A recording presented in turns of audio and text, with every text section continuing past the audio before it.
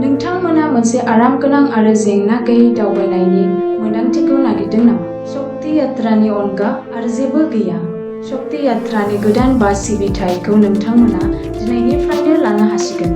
शक्ति यात्रानि गोदान बास सिबिथाया क'क्राझार आरो गुवाहाटीनि गेजेराव दावबायनो थाखाय मोनसे सुबिदा गोनां आरो बाङाइ बेसेनावनो नोंथांमोननो गोलाव लामा हान्थिलांनो सुबिदाखौ होयो। शक्ति यात्राजों नोंथाङा गोदानथार बासफोरनि सुबिदाफोरखौ बाङाइ बेसेन होनानैनो आरामगोनां दावबायनायखौ लानो हागोन। जोंनि बासफोरा गोदान मुगानि सुबिदाफोरखौ होयो, जेरै एयार कन्डिशनिं, आरामगोनां जिरायनाय आरो थोजासे लेगरुमजों सुजुजानाय जिरायग्रा, जाहाथे नोंथाङा गोलाव लामा हान्थिलांनायाव मोनसे आरामगोनां दावबायनायखौ मोननो हायो। शक्ति यात्रा बास सिबिथायनि रोंग'थि गोनां आरो आखा-फाखा ड्राइभारफोरा मोनसे रैखाथि गोनां आरो रंजाथाव दावबायनाय होनो थाखाय बे सुबिदाखौ नोंथांमोननो लानानै फैदों।